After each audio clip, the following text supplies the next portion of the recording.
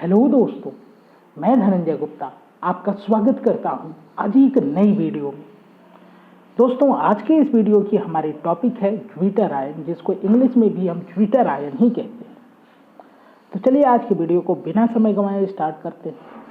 तो हेडिंग लगाते हैं ज्विटर आयन। आपको ध्यान रखना है कि ज्विटर आयन का निर्माण प्रायः एमिनो अम्ल करते हैं, तो इसलिए यहाँ पर एमिनो अम्ल का एक सामान्य स्ट्रक्चर हमने लिया है।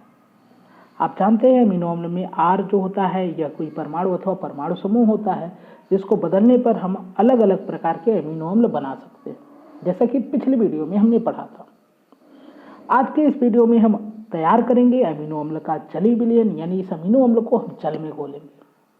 आप जानते हैं एमिनो अम्ल में COOH समूह है, यानी अम्ल समूह है, और अम्ल का एक सामान्य सा गुण होता है हाइड्रोजन आयन देना।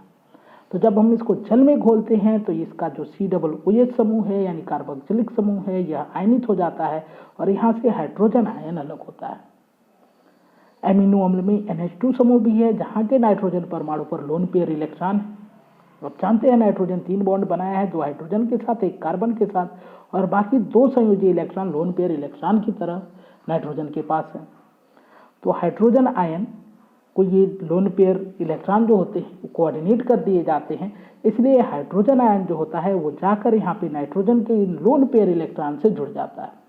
तो हाइड्रोजन आयन जो कि अम्ल समूह से अलग हुआ वो चला गया NH2 समूह के साथ जुड़ गया, और NH2 समूह के साथ जुड़ गया तो NH2 बन जाएगा NH3, और हाइड्रोजन पे प्लस आवेश था तो ये प्लस आवेश अब नाइट्रोजन पे शिफ्ट हो गया, क्योंकि नाइट्रोजन ने अपने लोन पेयर को कोऑर्डिनेट किया है हाइड्रोजन को, यानी लोन पेयर को हाइड्रोजन आयन को दिया है। क्लियर बात है। तो अब यहाँ से हाइड्रोजन हम हटा देते हैं, क्योंकि यह हाइड्रोजन जाके NH2 समूह से जुड़ गया है। तो इस प्रकार अमीनो अम्ल का एक आयनिक रूप हमको प्राप्त होता है। इसको हम कहते हैं ज्विटर आयन या द्विध्रुवी आयन, क्योंकि यहाँ पे धनावेश और ऋणावेश है, दोनों प्रकार के आवेश है, इसलिए इसको द्विध्रुवी आयन भी कहते हैं, लेकिन इसका ज्यादा फेमस नाम है ज्विटर आयन। अमीनो अम्ल का यह आयनिक रूप आपको प्रायः उदासीन विलयन में देखने को मिलता है। तो उम्मीद है आपको समझ में आया होगा कि ज्विटर आयन का निर्माण किस प्रकार से होता है। तो चलिए इसकी लैंग्वेज को लिखते हैं। अमीनो अम्ल में एक अम्लीय समूह यानी COOH समूह एवं एक क्षारीय समूह यानी NH2 समूह दोनों विद्यमान होते हैं। उदासीन विलयन में कार्बोक्सिलिक समूह एक प्रोटॉन खोकर COO- आयन यानी कार्बोक्सिलेट आयन तथा अमीनो समूह यानी NH2 समूह एक प्रोटॉन ग्रहण करके NH3+ आयन का निर्माण करता है। इस प्रकार उदासीन विलयन में अमीनो अम्ल से द्विध्रुवीय आयन या फिर आप कह सकते हैं ज्विटर आयन बनते हैं। ज्विटर आयन का एक दूसरा नाम भी होता है, इसको कहते हैं आंतरिक लवण। आंतरिक लवण इसको क्यों कहेंगे? क्योंकि आप देखें यहाँ पर अम्ल यानी COOH समूह और क्षार समूह यानी NH2 समूह के मध्य क्रिया हो रही है, और आप जानते हैं अम्ल और क्षार के मध्य क्रिया के बाद लवण बनते हैं। तो इसलिए हमने लवण कहा, और दोनों ही एक ही अणु के हिस्से हैं, यानी कि COOH समूह भी उसी मॉलिक्यूल का पार्ट है और NH2 समूह भी उसी मॉलिक्यूल का पार्ट है, इसलिए इसको हम कहें आंतरिक लवण। तो ज्विटर आयन के नाम हो सकते हैं द्विध्रुवीय आयन, क्योंकि धनावेश और ऋणावेश दोनों हैं। आंतरिक लवण भी इसको कह सकते हैं, या फिर इसका ज़्यादा फेमस नाम होता है ज्विटर आयन। तो यहाँ पे हमने आयन नहीं लिखा है, आप लिख सकते हैं यहाँ पे मेरे से आयन छूट गया है। तो चलिए अब पढ़ते हैं ज्विटर आयन की सामान्य शब्दों में परिभाषा। पहले इसके फार्मूले को देखें आप। तो आप देख रहे हैं कि ज्विटर आयन में धनावेश भी है और ऋणावेश भी है, इसलिए इसको द्विध्रुवीय आयन कहते हैं। तो हम लिख सकते हैं कि ज्विटर आयन द्विध्रुवी यानी कि डाइपोलर आयन होते हैं, अर्थात इनमें धनावेश एवं ऋणावेश दोनों उपस्थित होते हैं। अगली बात, यदि आप गौर करें तो आप देखेंगे यहाँ पे धनावेश और ऋणावेश के मान समान है, यानी धनावेश का मान भी 1 है और ऋणावेश का मान भी ऋण 1 है। तो ज्विटर आयन में धनावेश और ऋणावेश के मान समान होते हैं। अतः यदि इस आयन में नेट चार्ज हम निकालेंगे तो धन 1 ऋण 1 को कैंसिल कर देगा, यानी कि ओवरऑल चार्ज जो होगा वो 0 होगा। अतः इनका कुल आवेश 0 होता है, यानी ज्विटर आयन में धनावेश और ऋणावेश समान मात्रा में होते हैं, अतः इनका कुल आवेश 0 होता है, अर्थात ज्विटर आयन उदासीन स्पीसीज होते हैं। ज्विटर आयन विद्युत उदासीन होते हैं, क्योंकि धनावेश और ऋणावेश समान मात्रा में है। आप जानते हैं इस आयन को हम कहते हैं ज्विटर आयन। उम्मीद है कि आपको बिल्कुल क्लियर हो गया कि ज्विटर आयन कैसे बनता है और ज्विटर आयन को कैसे डिफाइन करेंगे और ज्विटर आयन का स्ट्रक्चर या फार्मूला क्या होगा। तो चलिए थोड़ी सी और चर्चा करते हैं हम ज्विटर आयन को लेकर। आपने देखा कि ज्विटर आयन प्रायः उदासीन माध्यम में बनते हैं या उदासीन विलयन में बनते हैं। क्या होगा यदि ज्विटर आयन के विलयन को हम अम्लीय करें या फिर क्षारीय करें। तो जब ज्विटर आयन जहाँ पे है उस माध्यम को हम अम्लीय माध्यम बनाने लगते हैं तो यहाँ पे क्या परिवर्तन होगा, इस पे थोड़ा विचार करते हैं। आप जानते हैं अम्लीय माध्यम में हाइड्रोजन आयन होते हैं और यहाँ पे आप देख रहे हैं COO- समूह दिखाई दे रहा है आपको, जहाँ पे ऋणावेश है, यहाँ पे धनावेश, यहाँ पे ऋणावेश। तो यह हाइड्रोजन आयन जाके इस COO- आयन से जाके जुड़ जाएगा।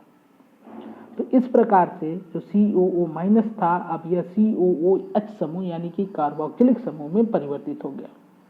तो अम्लीय माध्यम में ज्विटर आयन का यह रूप हमको देखने को मिलता है, जिसको हम ज्विटर आयन तो नहीं कह सकते हैं क्योंकि यहाँ पे आप देख रहे हैं केवल धनावेश है, इस स्पीशीज में ऋणावेश नहीं है। और आपने अभी पढ़ा कि ज्विटर आयन द्विध्रुवीय आयन होते हैं। तो यह है ज्विटर आयन का धानायनिक रूप जो हमको अम्लीय माध्यम में देखने को मिलता है। अब आप सोचें यदि ज्विटर आयन या अमीनो अम्ल का हम विलयन बनाएं जो कि अम्लीय विलयन हो, अम्लीय माध्यम में अमीनो अम्ल को हम खोलें और उसके बाद इलेक्ट्रोड लगाएं, तो यहाँ पे धनावेश होने के कारण यह ऋण इलेक्ट्रोड अर्थात कैथोड की तरफ गति करेगा। ठीक बात है। अब देखते हैं हम क्षारीय माध्यम में ज्विटर आयन में क्या परिवर्तन होता है। तो यदि हम माध्यम को क्षारीय बनाते हैं तो आप जानते हैं क्षारीय माध्यम में OH- समूह उपस्थित होता है। यह जो OH- आयन है यहाँ से एक हाइड्रोजन को लेकर जल के रूप में बाहर हो जाता है। कहाँ से लेगा, यहाँ से NH3 समूह से। यहाँ से क्यों लेगा, क्योंकि यह धनावेश जो है नाइट्रोजन पे है, जिसकी वजह से नाइट्रोजन काफ़ी इम्बैलेंस सा है, आप कहें अस्थायी है। क्योंकि नाइट्रोजन विद्युत ऋणात्मक परमाणु है, वो धनावेश को हटाने के लिए एक हाइड्रोजन का त्याग करेगा। तो OH जो समूह है NH3+ आयन में से एक हाइड्रोजन को लेकर जल के रूप में बाहर हो जाता है। इसके बाद ये जो NH3+ समूह था यहाँ से H+ बाहर हो गया तो प्लस भी समाप्त हो जाएगा और एक हाइड्रोजन भी कम हो जाएगा और यह समूह परिवर्तित होकर बन जाएगा NH2 समूह। तो क्षारीय माध्यम में ज्विटर आयन इस रूप में देखने को मिलते हैं। इसको ज्विटर आयन तो हम नहीं कह सकते हैं क्योंकि आप देख रहे हैं कि यहाँ पर केवल ऋणावेश है, धनावेश नहीं है। इसको हम कहेंगे ज्विटर आयन का ऋणायनिक अवस्था या अमीनो अम्ल की ऋणायनिक अवस्था, जो कि हमको क्षारीय माध्यम में देखने को मिलती है। अब आप सोचें इस क्षारीय विलयन के साथ यदि हम इलेक्ट्रोड अप्लाई करें दोनों साइड में, तो क्योंकि इस आयन पर ये जो स्पीशीज है इस पे ऋण आवेश है तो ये धन इलेक्ट्रोड अर्थात एनोड की तरफ गति करेगी।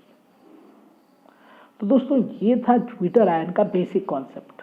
ज्विटर आयन से जुड़े हुए कुछ पॉइंट्स बचे हैं जिसको हम लोग अगली वीडियो में पढ़ेंगे, जैसे आइसोइलेक्ट्रिक पॉइंट के बारे में हम लोग समझेंगे अगली वीडियो में। आज की वीडियो में बस इतना ही। उम्मीद है कि आज की वीडियो आपको पसंद आएगी। यदि वीडियो आपको पसंद आए तो वीडियो को लाइक करें, अपने दोस्तों के साथ शेयर करें। यदि आप नए हैं तो हमारे इस चैनल को सब्सक्राइब करके बेल आइकन को प्रेस जरूर कर लें। वीडियो से संबंधित अपने विचार को कमेंट बॉक्स में लिखें। मिलते हैं आपसे अगली वीडियो में एक नए टॉपिक के साथ। Thank you.